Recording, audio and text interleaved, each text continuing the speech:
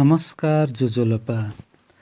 नेपाल भाषा एकाडेमीका निम्ति अनक मिडियाको प्रस्तुति नेवा एफएम 106.6 मेगाहर्ज र कीर्तिपुर नगरपालिकाद्वारा सञ्चालित रेडियो शिक्षा कार्यक्रममा म नेपाल एपिएफपी स्कुलको सामाजिक विषयको शिक्षक नारायण प्रसाद खतिवडा तपाईहरूलाई हार्दिक स्वागत तथा अभिवादन गर्दछु। यो कार्यक्रम हरेक हप्ता बिहिबारका दिन बिहान 9 बजे प्रसारण भइरहेको छ र अबको आधी घण्टा म यहाँहरूसँगै सिकाइ सहजीकरणको लागि उपस्थित भएको छु।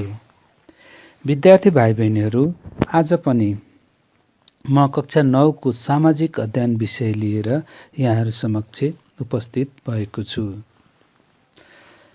विद्यार्थी भाइ बहिनीहरू, गत हप्ता हामीले हाम्रा मौलिक हकहरूको बारेमा अध्ययन गरेका थियौँ, जस अन्तर्गत हामीले नेपालको संविधान 2072 मा रहेका 31 वटा मौलिक हकहरूको बारेमा अध्ययन गरिसकेका छौँ र मलाई आशा छ विद्यार्थी भाइ बहिनीहरूले पनि राम्रोसँग बुझ्नुभएको छ। र आज हामी नागरिक कर्तव्य के हो, नागरिक कर्तव्य भन्नाले के बुझिन्छ, त्यसबाट आजको कक्षा सुरु गरौँ है त। विद्यार्थी भाइ बहिनीहरू, मौलिक हक नागरिकको समग्र व्यक्तित्व विकासका लागि व्यवस्था गरिएको छ। मौलिक हकको उपयोग गर्दा नागरिकले आफ्नो कर्तव्यको पालना गर्नु पर्दछ। संविधान र प्रचलित कानुनको पालना गर्नु सबै नागरिकको कर्तव्य हो।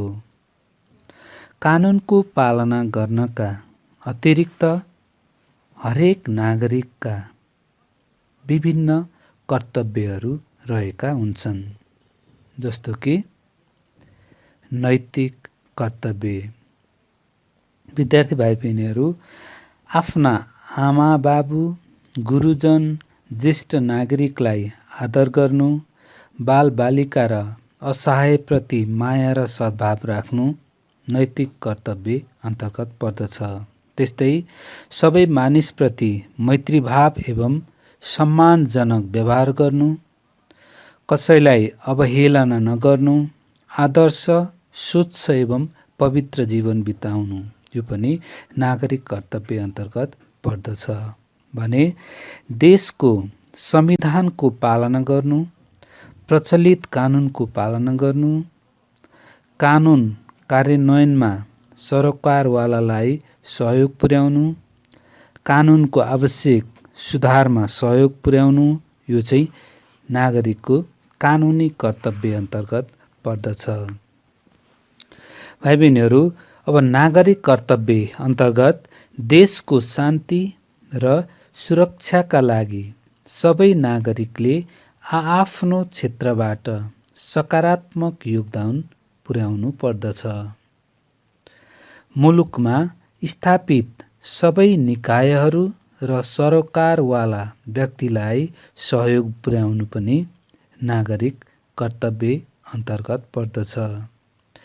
विकासका कार्यक्रमहरूमा सहभागिता जनाउनु, सरकारले राज्य सञ्चालनका लागि न्यायोचित ढङ्गबाट लगाएको प्रत्यक्ष र अप्रत्यक्ष कर तिर्नु, कुनै प्रलोभन र दबावमा नपरी मतदानको अधिकारको प्रयोग गर्नु, जनहितको उच्च भावना भएको सुयोग्य व्यक्ति चुन्नु, सधैँ सत्य र न्यायको पक्षमा आवाज उठाउनु, देशको सीमा मिचिँदा मौलिक अधिकारहरू हनन हुँदा त्यसको विरुद्ध आवाज उठाउनु यी चाहिँ नागरिक कर्तव्य अन्तर्गत पर्दछन् भाइ बहिनीहरू। भने अर्को कर्तव्य छ सामाजिक कर्तव्य। भाइ बहिनीहरू, सामाजिक मूल्य, मान्यता र परम्पराप्रति जागरुक हुनु, चाडपर्व, सामाजिक उत्सवहरूमा सहभागी हुनु र अरूलाई पनि सहभागी हुन प्रेरित गर्नु सामाजिक कर्तव्य हो। त्यस्तै धार्मिक स्थल, मठ मन्दिरको संरक्षण, सम्वर्धन र सरसफाइमा सहभागी हुनु, सामाजिक कुरीति, कुप्रथा, अन्धविश्वास तथा विकृतिहरूलाई प्रोत्साहन नदिनु, ढाकछोप, छलछाम नगर्नु भने धार्मिक सहिष्णुता, सामाजिक सद्भाव कायम गर्न सहयोग पुर्याउनु यी चाहिँ सामाजिक कर्तव्यहरू अन्तर्गत पर्दछन्। विद्यार्थी भाइ बहिनीहरू, हामीले नागरिक कर्तव्य अन्तर्गत जम्मा नैतिक कर्तव्य, कानुनी कर्तव्य, नागरिक कर्तव्य र सामाजिक कर्तव्य गरी 4 किसिमका कर्तव्यको बारेमा अध्ययन गर्यौँ र मलाई आशा छ तपाईहरुले पनि बुझ्नुभयो। अवश्य नै एकचोटि राम्रोसँग पढ्नुहोस्, अवश्य नै तपाईहरुले पनि बुझ्नुहुनेछ।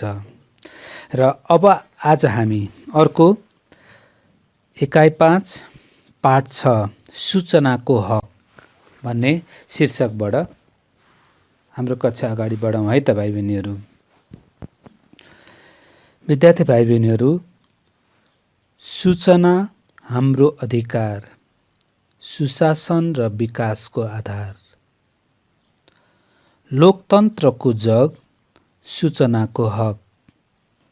सूचना माग्नु नागरिकको अधिकार। विद्यार्थी भाइ बहिनीहरू, यस्ता सार्वजनिक जानकारीका लागि प्रसारण र प्रकाशन गरिएका सूचना हामीले विभिन्न सार्वजनिक स्थलमा धेरै ठाउँमा हामीले देखेका छौँ, धेरै ठाउँमा हामीले सुनेका छौँ र हामीले सूचनाको हक मौलिक हकको रूपमा नेपालको संविधानमा उल्लेख गरिएको छ भनेर हामीले अघिल्लो पाठमा पनि पढिसकेका छौँ। भने सूचना भनेको के हो त अनि सूचनाको हक भनेको के हो त, त्यसबारेबाट हामी अगाडि बढाउँ है त भाइ बहिनीहरू। विद्यार्थी भाइ बहिनीहरू, सूचना भन्नाले सार्वजनिक निकायबाट सम्पादन हुने वा भएको सार्वजनिक महत्त्वको काम, कारबाही वा निर्णयसँग सम्बन्धित कुनै लिखत सामग्री वा जानकारी हो। विद्यार्थी भाइ बहिनीहरू, सार्वजनिक निकायमा रहेको सार्वजनिक महत्त्वको कुनै लिखत सामग्री वा सो निकायको काम कारबाहीको अध्ययन वा अवलोकन वा जानकारी प्राप्त गर्ने अधिकार सूचनाको हक हो। साथै कुनै सामग्रीको प्रमाणित नमुना लिने वा कुनै पनि किसिमको यन्त्रमा राखिएको सूचना सम्बन्धी सूचना माग्ने र पाउने अधिकार पनि सूचनाको हक हो। विद्यार्थी भाइ बहिनीहरू, सार्वजनिक निकाय र सार्वजनिक महत्त्व, यसको अर्थ सार्वजनिक निकायभित्र के कुराहरू पर्दछन्, कस्ता कस्ता कार्यालयहरू पर्दछन् त्यसको बारेमा अध्ययन गरौँ। विद्यार्थी भाइ बहिनीहरू, सार्वजनिक निकायहरू भन्नाले संविधान अन्तर्गतका निकायहरू अर्थात् कार्यालयहरू पर्दछन्, ऐन नियमद्वारा स्थापित निकायहरू पर्दछन्, नेपाल सरकारद्वारा गठित निकायहरू पर्दछन्, कानुनमा स्थापित सार्वजनिक सेवा प्रदान गर्ने सङ्गठित संस्था वा प्रतिष्ठानहरू, कानुन बमोजिम दर्ता भएका राजनैतिक दल वा सङ्गठन, नेपाल सरकारको पूर्ण वा आंशिक स्वामित्व वा नियन्त्रणमा रहेको वा अनुदानमा सञ्चालित सङ्गठित संस्थाहरू, नेपाल सरकार वा विदेशी राष्ट्र वा अन्तर्राष्ट्रिय सङ्घ संस्थाबाट रकम प्राप्त गरेर सञ्चालन भएका गैर सरकारी संस्थाहरू,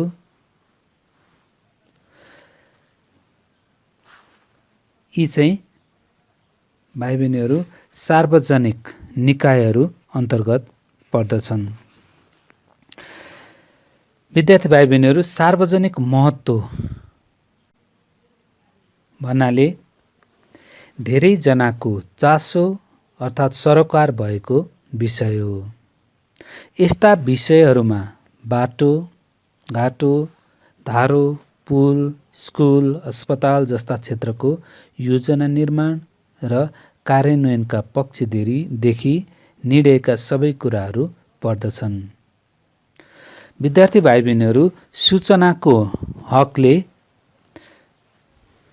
अर्थात् हामीले सूचनाको हक प्राप्त गर्यौँ भने यसले प्रजातन्त्रलाई कसरी सुदृढ र उत्तरदायी शासन प्रणाली बनाउँछ त,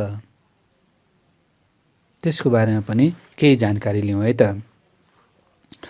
विद्यार्थी भाइ बहिनीहरू, नागरिक आफै पनि सूचना माग्ने र पाउने कर्तव्यप्रति जागरुक एवं सक्रिय भएमा लोकतन्त्र सबल तथा गतिशील बन्दछ।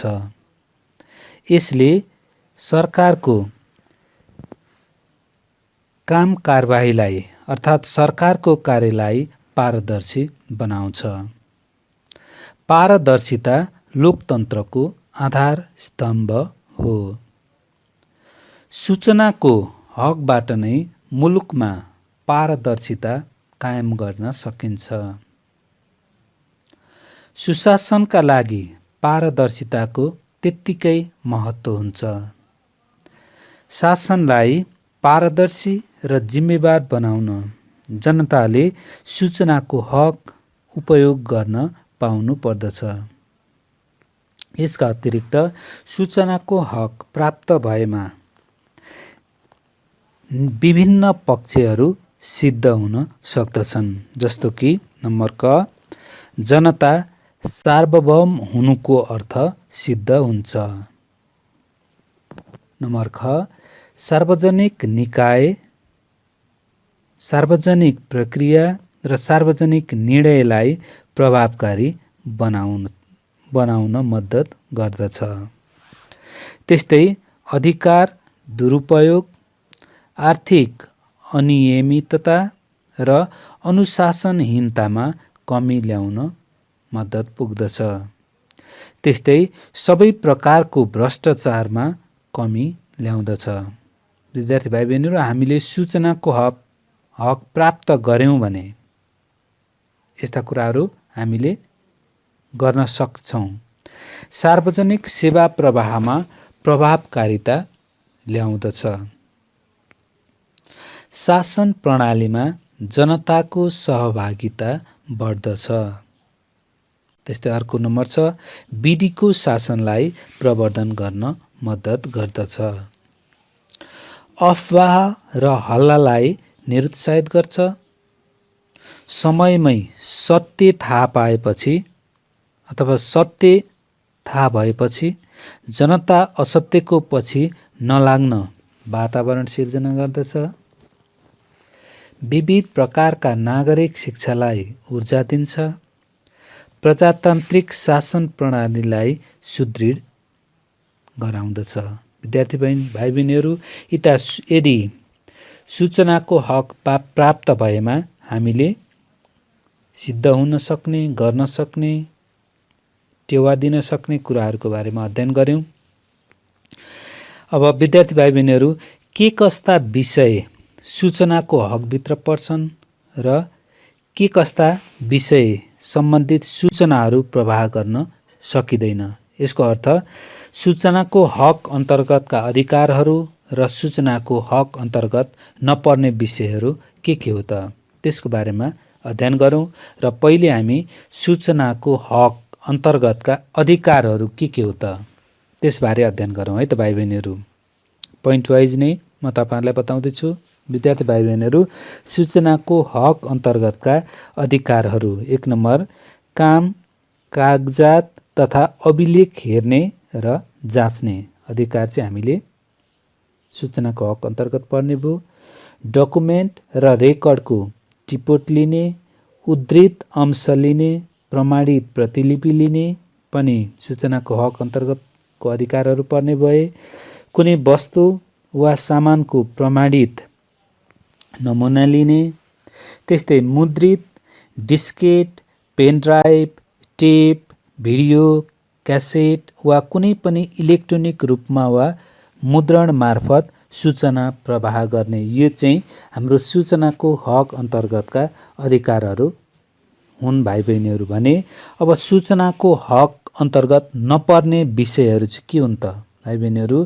नेपालको सार्वभौम सत्ता, अखण्डता, राष्ट्रिय सुरक्षा, सार्वजनिक शान्ति सुव्यवस्था वा अन्तर्राष्ट्रिय सम्बन्धमा गम्भीर खलल पार्ने प्रकृतिका सूचनाहरू चाहिँ सूचनाको हक अन्तर्गत नपर्ने हुन्छन्।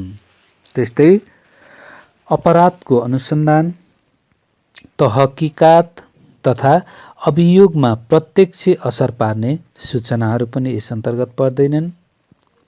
त्यस्तै आर्थिक, व्यापारिक तथा मौद्रिक हित वा बौद्धिक सम्पत्तिको संरक्षण वा ब्याङ्किङ वा व्यापारिक गोपनीयतामा गम्भीर आघात पार्ने किसिमको सूचनाहरू पनि यस अन्तर्गत पर्दैनन्। विभिन्न जात जाति वा सम्प्रदाय बीचको सुसम्बन्धमा प्रत्यक्ष खलल पार्ने किसिमका सूचनाहरू पनि सूचनाको हक अन्तर्गत नपर्ने विषयहरू पर्दछन्। त्यस्तै व्यक्तिगत गोपनीयता र व्यक्तिको जीवज्यान, सम्पत्ति, स्वास्थ्य, सुरक्षामा खतरा पुर्याउने कुराहरू, सूचनाहरू पनि सूचनाको हक अन्तर्गत नपर्ने विषयहरू हुन् भाइ बहिनीहरू। विद्यार्थी भाइ बहिनीहरू, अब सूचनाको हक हामीले कसरी माग्ने त? यसको माग्ने तरिका के हो त? र सूचनाको हक माग्दा के दस्तुरहरू पनि लाग्छ त? त्यस बारेमा अध्ययन गरौँ। विद्यार्थी भाइ बहिनीहरू, सूचना माग्ने व्यक्तिले सम्बन्धित सूचना अधिकारीलाई निवेदन लेखेर दिनु पर्दछ। निवेदन लेख्दा कुन सूचना मागिएको हो भन्ने कुरा महत्त्वपूर्ण हुन्छ। यदि प्रश्न स्पष्ट भएन भने पनि जवाब स्पष्ट आउँदैन। भने अब यसको लागि लाग्ने दस्तुर भाइ बहिनीहरू, कुनै पनि कार्यालय वा कार्यालयमा सूचना, अभिलेख, लिखत, निरीक्षण तथा अवलोकन गर्दा पहिलो आधा घण्टाको कुनै पनि शुल्क लाग्ने छैन र त्यसपछि पहिलो आधा घण्टापछि प्रति घण्टा प्रति व्यक्ति रु 50 रुपियाँ लाग्नेछ। त्यस्तै सार्वजनिक पुस्तकालय र सार्वजनिक रूपमा निशुल्क उपलब्ध गराइएको स्थानको अवलोकन दस्तुर लाग्ने छैन। सामान्य आकार, सामान्य हामीले भन्छौँ A4 साइजको कागजमा गरिएको वा रहेको 10 पृष्ठभन्दा अर्थात् 10 पेजभन्दा बढी सूचनाको लागि प्रति पृष्ठ 5 रुपियाँ लाग्नेछ र 10 पृष्ठसम्म निशुल्क दिने र त्यसपछिको पृष्ठमा मात्रै प्रति पृष्ठ भनेर गणना गरिन्छ। भने डिस्केट, सिडी तथा अन्य त्यस्तै किसिमका डिजिटल माध्यम र प्रविधिद्वारा प्रदान गरिने सूचनाका लागि प्रति डिस्केट 50 रुपियाँ लाग्ने छ भने यस सूचनाको हकमा उल्लेख गरिएको छ। विद्यार्थी भाइ बहिनीहरू, हामीले सूचनाको हक के हो भन्ने कुराहरू अध्ययन गऱ्यौँ र मलाई आशा छ तपाईहरूले पनि बुझ्नुभयो। र हामी अब अर्को सुशासन भन्ने टपिक्सको बारेमा अध्ययन गरौँ भाइ बहिनीहरू। सुशासन भनेको के हो र सुशासनका विशेषताहरू के हुन्, त्यसका अङ्गहरू के हुन्? विद्यार्थी भाइ बहिनीहरू, सुशासन अर्थात् गुड गभर्नेन्स यो शब्द सन् 1990 को दशकपछि प्रयोगमा ल्याइएको एक व्यापक र समसामयिक अवधारणा हो। हाल संसारभरमा नै सुशासनको चाहना र आवश्यकतामा अत्याधिक वृद्धि भएको छ। समग्र समाज, राजनीतिक व्यवस्थापन, नागरिक समाज तथा विकासका साझेदार सबैको प्राथमिकतामा सुशासन रहेको छ।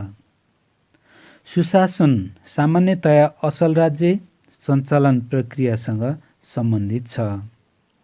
सुशासनले सार्वजनिक क्षेत्रको कार्य क्षमता तथा प्रभावकारिता अभिवृद्धि गरी लोक कल्याणकारी राज्य स्थापना गर्ने उद्देश्य लिएको हुन्छ।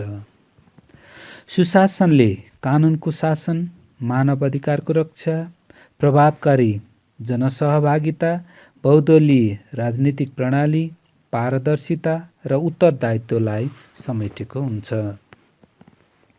सक्षम र प्रभावकारी सार्वजनिक क्षेत्र, सूचनामा पहुँच, राजनीतिक क्षमता, समानता जस्ता विषय पनि सुशासनभित्र समेटिएका हुन्छन्।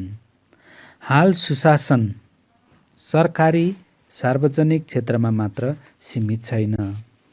यसले निजी क्षेत्र तथा नागरिक समाजको आपसी सहयोग तथा साझेदारीबाट समग्र शासन व्यवस्था सुधार ल्याउन सघाइरहेको छ। विद्यार्थी भाइ बहिनीहरू, संयुक्त राष्ट्रसङ्घमा सुशासनलाई निम्नअनुसार प्रस्ताउन खोजिएको छ।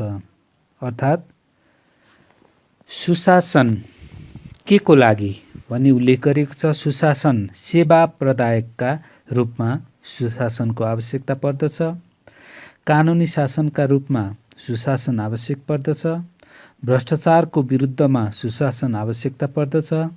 मानव अधिकार र विकास अधिकारका रूपमा पनि सुशासन आवश्यकता पर्दछ भने लोकतान्त्रिक संस्थाका रूपमा पनि सुशासन आवश्यकता पर्दछ भनी संयुक्त राष्ट्रसङ्घले सुशासनको बारेमा उल्लेख गरेको पाइन्छ।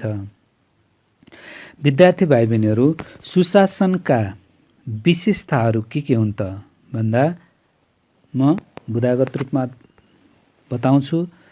सुशासनका विशेषताहरू: बहुदलीय प्रजातान्त्रिक शासन व्यवस्था, त्यस्तै पारदर्शी निर्णय प्रक्रिया, भ्रष्टाचार मुक्त समाज, विकेन्द्रित शासन प्रणाली, विधिको शासन, व्यापक जनसहभागिता, जवाफदेही कर्मचारी तन्त्र, दिगो र वातावरण मैत्री विकास, जनताप्रति उत्तरदायी सरकार, त्यस्तै भाइ बहिनीहरू मानव अधिकारको प्रत्याभूति, सूचना तथा अभिव्यक्तिको स्वतन्त्रता, प्रजातान्त्रिक संस्कार भएको सभ्य समाज, लैङ्गिक समानता, निष्पक्ष र स्वतन्त्र न्यायपालिका, सक्षम नागरिक समाज। विद्यार्थी भाइ बहिनीहरू, यी तपाईँ सुशासनका विशेषताहरू भने। अब सुशासनका तत्त्वहरू पनि म बुदागत रूपमा अध्ययन गर्छु भाइ बहिनीहरू। सुशासनका तत्त्वहरू, महत्त्वपूर्ण तत्त्वहरूमा सहभागिता, वैधानिकता, सदाचारिता, विकेन्द्रीकरण, अल्पसंख्यकको अधिकार, सूचनाको हक, शक्तिको उचित प्रयोग, इमान्दारिता, पारदर्शिता, कानुनको शासन जस्ता मुख्य तत्त्वहरू यस अन्तर्गत पर्दछन्। विद्यार्थी भाइ बहिनीहरू, नेपालको सन्दर्भमा सुशासनका चुनौती अर्थात् समस्याहरू के रहेका छन् त्यसबारे म बुदागत रूपमा तपाईहरुलाई बताउँदैछु। नेपालको सन्दर्भमा सुशासनमा रहेका चुनौतीहरू: भ्रष्टाचार विरुद्धको अन्तर्राष्ट्रिय अभिसन्धि तथा भ्रष्टाचार निवारणको ऐनको व्यावहारिक कार्यान्वयन र संवैधानिक निकायका रूपमा अख्तियार दुरुपयोग अनुसन्धान आयोगको व्यवस्था हुनु, सूचनाको हक सम्बन्धी ऐन र सुशासन सेवा प्रवाह निर्देशिकाको प्रभावकारी कार्यान्वयन, स्वतन्त्र सञ्चार माध्यम र अभिव्यक्ति स्वतन्त्रताको व्यावहारिक प्रत्याभूति, सार्वजनिक निकाय, नागरिक समाज, निजी क्षेत्र, अदालत र सञ्चार माध्यमहरूको सार्वजनिक हुने क्रियाकलापको व्यवस्थापन र सेवाग्राहीहरूका लागि नागरिक बडापत्रको प्रयोग तथा सो अनुसार लागू। यी चाहिँ भाइ बहिनीहरू नेपालको सन्दर्भमा सुशासनमा देखिएका समस्याहरू अर्थात् चुनौतीहरू। विद्यार्थी भाइ बहिनीहरू, एकचोटि राम्रोसँग तपाईहरुले नि पढ्नुहोस् राम्रोसँग बुकमा हेर्नुहोस्, नबुझेको कुराहरू टिपोट गर्नुहोस् अनि तपाईहरुले पुनः सोध्न नि सक्नुहुनेछ। विद्यार्थी भाइ बहिनीहरू, आजको निर्धारित समय समाप्त भएको संकेत प्राप्त भइसकेको छ। त्यसकारण म आजको पाठ यही अन्त्य गर्ने अनुमति चाहन्छु। आजको यस कार्यक्रममा प्राविधिक कक्षबाट सहयोग पुर्याउनु हुने प्राविधिक मित्रलाई विशेष धन्यवाद दिँदै आगामी हप्ता यही समय र यही बार पुनः भेट्ने बाचाका साथ म नारायण प्रसाद खतिवडा बिदा माग्छु। स्वस्थ रहनुहोस्, सुरक्षित रहनुहोस्। तपाईहरुको दिन शुभ रहोस्। धन्यवाद।